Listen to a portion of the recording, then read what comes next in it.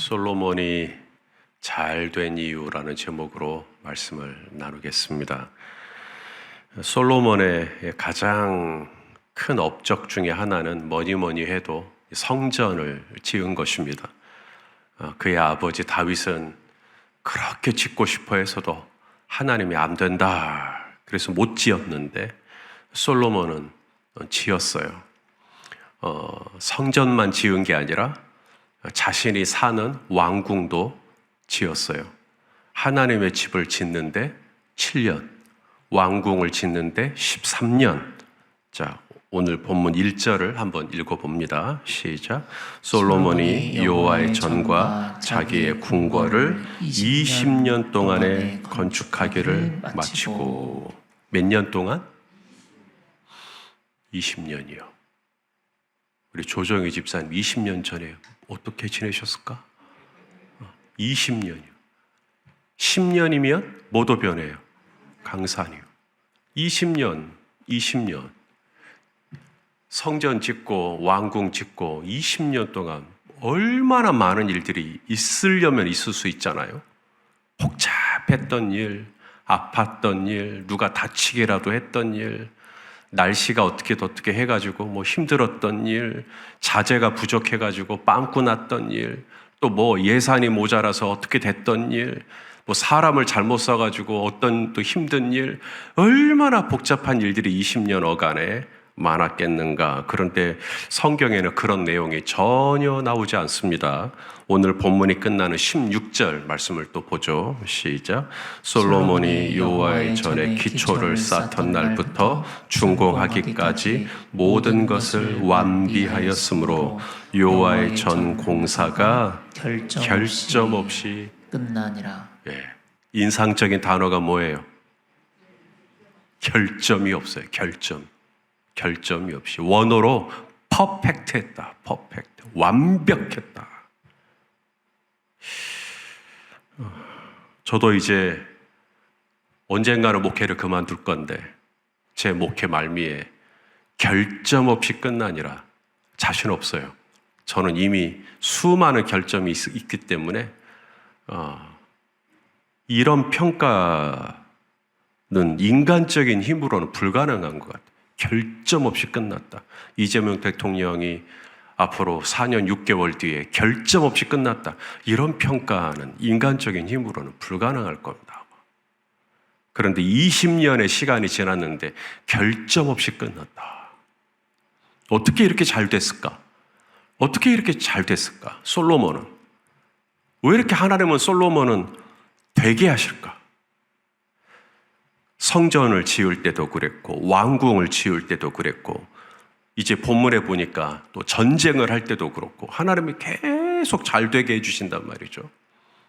솔로몬이 잘 된 이유, 자, 몇 가지를 보려고 합니다. 첫째는 솔로몬에게는 눈이 있어요. 눈이 몇 개예요, 여러분? 솔로몬에게도 눈이 몇 개일까요? 똑같이 2개겠죠. 근데 이쪽 눈은 앞에 있는 현상을 보는 눈이에요. 현상을 보는 눈. 지금 좋지 않은 장로님이 있구나. 우리 이병주 집사님 있구나. 그럼 이쪽 눈은 뭘까요? 그 내면을 보는 거예요. 내면. 잠재력을 보는 거예요. 이 눈이. 그래서 눈이 2개인 거예요. 하나는 육적인 걸 보고 하나는 영적인 걸 보라는 거거든요. 자, 오늘 보면 2절을 보겠습니다. 2절 시작. 후람이 솔로몬에게 되돌려준 성읍들을 솔로몬이 건축하여 이스라엘 자손에게 거기에 거주하게 하니라. 자, 누가 돌려줬다고요? 후람은 누구죠? 두로 왕입니다. 두로 왕 후람이 솔로몬에게 되돌려줬대요, 성읍들을. 그러니까 원래 솔로몬이 줬는데 솔로몬이 후람에게 그 성읍들을 준 거죠. 20개 성읍을 줍니다. 20개 땅을 줘요. 왜냐하면 후람이 도와줬잖아요. 성전 지을 때 일꾼도 보내주고 자재도 보내주고, 아마 그의 왕궁을 지을 때도 후람이 뭐 기록에는 없지만 13년의 공사 중에 또 후람이 좀 도와주는 것도 있지 않았을까. 그래서 솔로몬이 고마워가지고 이스라엘 북쪽에 20개의 성읍 땅을 줍니다. 후람에게 선물로. 여기 우리 땅 줄게 그랬는데 후람이 그 땅을 딱 가서 보니까 어때요? 형편없거든. 잡초만 피어있고. 뭐요? 불모지구만. 이런 땅을 나한테 줬다고? 기분이 엄청 나빠합니다. 자, 열왕기상 9장에 그 내용이 나와요. 11절에서 13절 읽어볼까요? 시작. 갈릴리 땅의 성읍 20곳을 히람에게 주었으니 히람이 두로에서 와서 솔로몬이 자기에게 준 성읍들을 보고 눈에 들지 아니하여 이르기를 내 형제여 내게 준 이 성읍들이 이러한가 하고 이름하여 가불 땅이라 하였더니 그 이름이 오늘까지 있느니라. 뭐라 그랬다고요? 가불, 불모지. 한마디로 가치 없다, 짤데기 없다, 아무 소용 없구만. 이런 걸 나한테 먹고 떨어지라고 그랬다고? 기분이 엄청 나빠요. 그래서 솔로몬에게 돌려줘 버립니다. 네 가져 그냥. 나 안 가져. 나 이런 땅 필요 없어.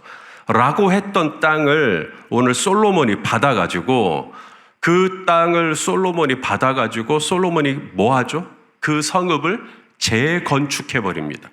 재건축하고 이스라엘 백성들로 하여금 거기서 살게 한다. 그러니까 남의 눈에 후람의 눈에는 어떻게 보였다는 거예요? 아무 쓸모 없이 보여요. 하지만 솔로몬의 눈에는 어떻게 보여요? 충분히 사람이 살만한 곳으로 보이는 거죠. 이런 눈을 가지고 있으면 됩니다.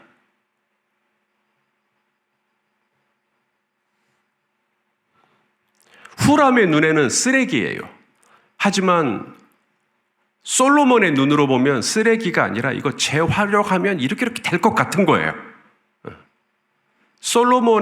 후람의 눈에는 실패예요. 실패. 당신 실패했다. 하지만 솔로몬의 눈은 실패가 아니라 과정이에요. 이번에 이 일을 겪었으니까 다음엔 더 잘하겠네. 이렇게 보이는 거죠. 후람의 눈에는 상처예요. 아픔이에요. 하지만 솔로몬의 눈에는 이런 아픔을 겪게 하실 때는 하나님이 뭔가 또 다른 일들을 나에게 시키시려나? 이렇게 또 받아들인단 말입니다. 그러니 잘 되는 겁니다.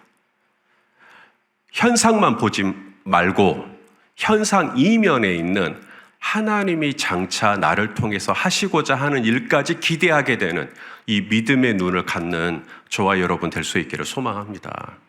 자, 두 번째, 솔로몬이 왜 이렇게 잘 되나 봤더니 리더십. 어떤 리더십이냐면 군림하는 리더십이 아니라 섬기는 리더십이었다는 거예요. 어떤 리더십? 자, 성전을 짓고 왕궁을 지을 때 사람들이 엄청 많이 필요하겠죠. 그 역군들이 필요합니다. 이 역군들을 누구를 썼냐? 바로 가나안 원주민들을 썼어요. 7만 명은 짐꾼, 8만 명은 운반꾼, 약 15만 명 이상에 달하는 이 가나안 원주민들을 노동자로 쓰고, 반면에 이스라엘 백성들, 이스라엘 자손들은 어떻게 했는가? 리더로 다 썼다는 거예요. 리더로, 지휘관으로. 자, 오늘 본문 8절과 9절입니다. 시작. 곧 이스라엘 자손이 다 멸하지 않았으므로 그 땅에 남아있는 그들의 자손들을 솔로몬이 역군으로 삼아 오늘에 이르렀으니 오직 이스라엘 자손은 솔로몬이 노예로 삼아 일을 시키지 아니하였으니 그들은 군사와 지휘관의 우두머리들과 그의 병거와 마병의 지휘관들이 됨이라. 자, 이스라엘은 어떻게 했다? 노예로 삼지 않았다. 노예가 뭐죠? 부속품이죠. 나의 목적을 이루는 수단이 노예 아닙니까? 나의 어떤 뜻을 이루는 수단, 보조, 도구, 이게 노예잖아요. 근데 그렇게 보지 않았다. 성도들을 목회자의 도구로 보지 않았다. 그럼 뭐로 봤느냐? 리더로 봤다. 리더로. 다른 나라 왕들은 이렇게 안 해요. 다른 나라 왕들은 자기 백성들 노예로 부립니다. 그래서 군림을 하죠. 애굽의 바로도 그랬고 바벨론 왕도 그렇게 했고 모든 나라의 왕들은 다 자기 백성들을 노예로 부립니다. 이제 솔로몬 시대가 저물고 르호보암 시대가 올 건데 르호보암 시대도 마찬가지죠. 나는 너희를 채찍과 전갈로 너희를 다스리겠다. 그래서 백성들을 노예로 부리려고 하잖아요. 하지만 솔로몬은 노예로 부리지 않았다. 이 역대기의 평가가 그래요. 이스라엘을 노예로 부리지 않고 이스라엘을 군사와 지휘관의 우두머리, 병거와 마병의 지휘관들, 리더로 삼았다라고 하는 것입니다. 하나님께서 우리 인간을 만드실 때도 마찬가지죠. 당신의 형상을 따라 당신의 모양대로 우리 사람을 만드시고 그 다음에 뭐예요? 우리 사람을 만드셔서 우리를 노예로 부리시려고 우리를 만드신 게 아니라 성경에 보니까 그들로 바다의 물고기와 하늘의 새와 가축과 온 땅과 땅에 기는 모든 것을 뭐하게 하자? 다스리게 하자. 다스리게 하자. 리더로 삼자. 그래서 하나님이 사람을 당신의 형상과 모양으로 만드셔서 우리로 하여금 온 땅 가운데 충만한 하나님의 리더들, 하나님 나라의 왕자들이 되기를 원하셔서 우리를 그렇게 세우셨다.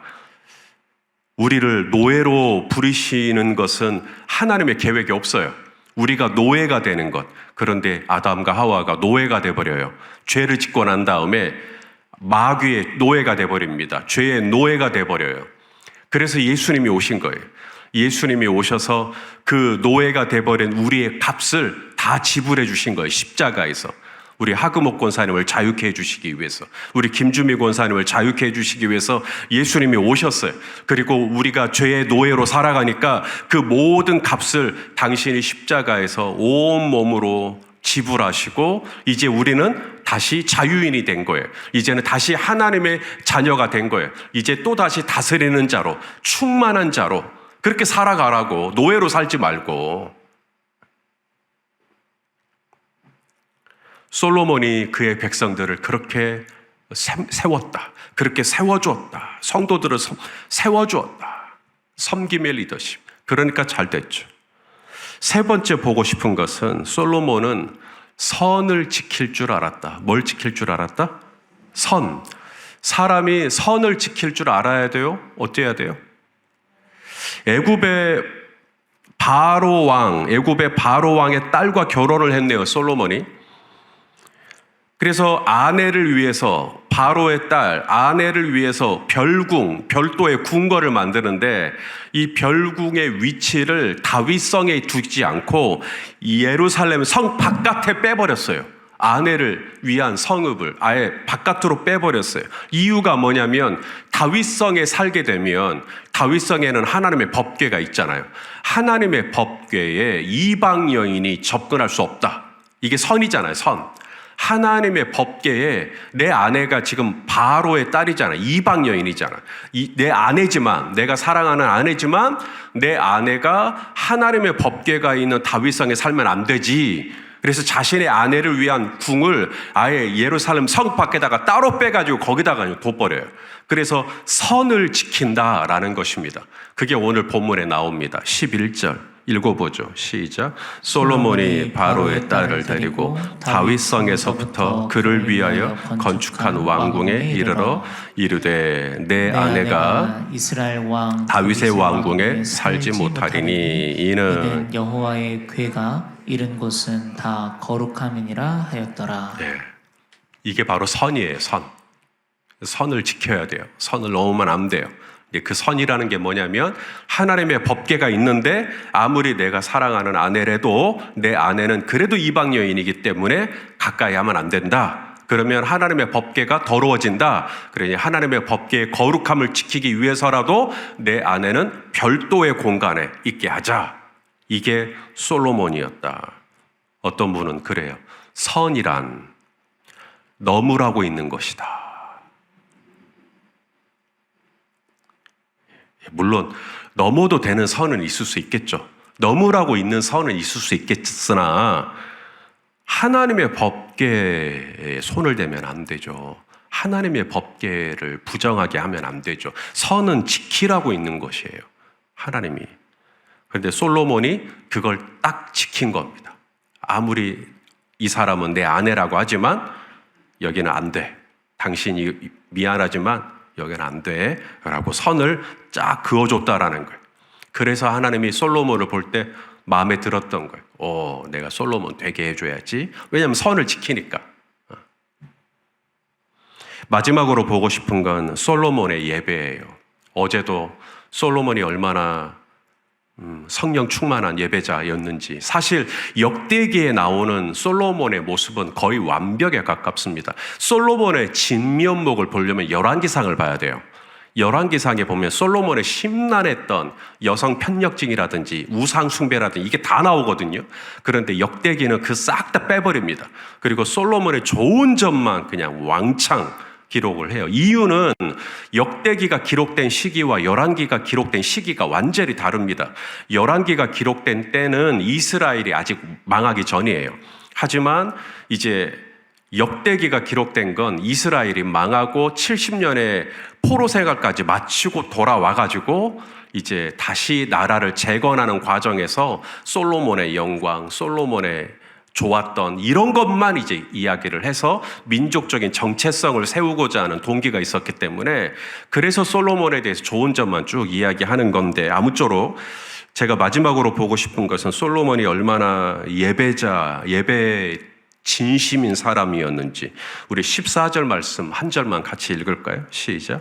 솔로몬이 또 그의 아버지 다윗의 규례를 따라 제사장들의 반열을 정하여 섬기게 하고 레위 사람들에게도 그 직분을 맡겨 매일의 일과대로 찬송하며 제사장들 앞에서 수종들게 하며 또 문지기들에게 그 반열을 따라 강문을 지키게 하였으니 이는 하나님의 사람 다윗이 전에 이렇게 명령하여.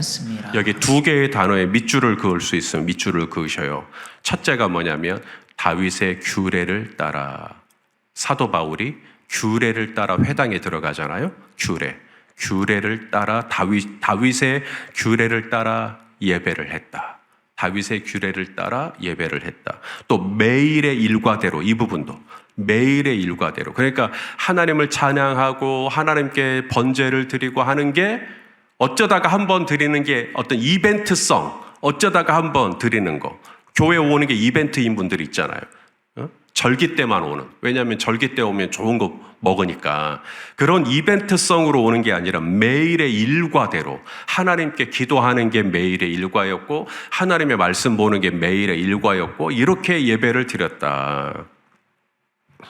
이것은 이 예배라고 하는 것이 솔로몬에게 얼마나 중요한, 얼마나 우선순위를 두는 일이었는지, 하나님을 예배하는 데 있어서, 하나님을 찬양하는 데 있어서 얼마나 중요하게 여겼는지. 이제 솔로몬에 대한 역대기의 기록이 거의 저물고 있습니다. 내일 9장이죠. 내일 9장 마무리 다 하고 나면은 9장에서 솔로몬이 아마 시바 여왕을 만나는 이야기가 나올 겁니다. 그래서 솔로몬이 얼마나 지혜로운 사람이었는지를 이야기하고 솔로몬에 대한 기록은 9장에서 끝나요. 10장부터는 르호보암이 나오게 되는 것인데, 솔로몬이 왜 그렇게 하나님의 축복을 받았나? 솔로몬이 왜 그렇게 잘 됐나? 4가지로 정리합니다. 잠재력을 볼 수 있는 눈이 있었다. 현상을 파악하는 눈도 정말 중요한데, 현상을 직시하는 눈도 중요한데 그것만 있으면 안 돼요. 그건 1절이에요. 1절. 2절은 뭐냐면 직관으로 가야 돼요. 통찰로 가야 돼요. 그래서 그 다음에 어떻게 할 거냐.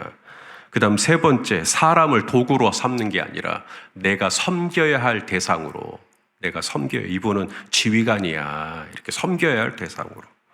3번째는 내가 해야 할 것과 내가 하지 말아야 할 것을 지키는 선, 이 선이 뚜렷했다. 마지막, 규례대로, 일과대로 하나님을 예배했다. 왜 이렇게 새벽 기도를 잘하셔요? 이게 저의 규례예요. 이게 저의 일과예요, 저는. 어떻게 가정예배를 그렇게 매주 드리세요? 가정예배가 저희 집의 규례예요. 우리 성도님들 말씀하신 거 가끔씩 듣다 보면 그런 고백을 해요. 예배가 습관이 되면 안 되는데, 이런 말. 저는 반문해요. 예배가 습관이 되면 왜 안 돼요? 이보다 더 좋은 습관이 어디 있어요? 예배를 드리는 습관이요. 매일 일과대로, 매일 관례대로, 매일 습관대로 기도하고, 습관대로 말씀 보고, 습관대로 성도 간에 모임을 하고, 얼마나 좋은 습관이에요. 솔로몬이 그런 좋은 습관을 가졌다는 거잖아요. 우리도 이렇게 살 수 있어서 하나님의 손이, 하나님의 도우심이 평생 우리 성도님들과 함께 하시기를 주님의 이름으로 축원합니다. 기도하시겠습니다. 하나님, 우리가 솔로몬이 가지고 있었던 이런 좋은 장점들은 또 우리가 보고 배우기를 원합니다. 솔로몬처럼 현상이 아니라 그 내면을 볼 수 있는 눈, 사람을 도구로 삼는 것이 아니라 내가 섬겨야 할 대상으로 볼 수 있는 그런 마음, 선을 지키는 마음, 매일의 일과대로 우리 하나님 앞에 가까이 나아가는 예배를 그 어느 것보다도 중요하게 여기는 믿음, 우리도 다 갖게 하여 주시옵소서. 예수님의 이름으로 기도합니다. 아멘.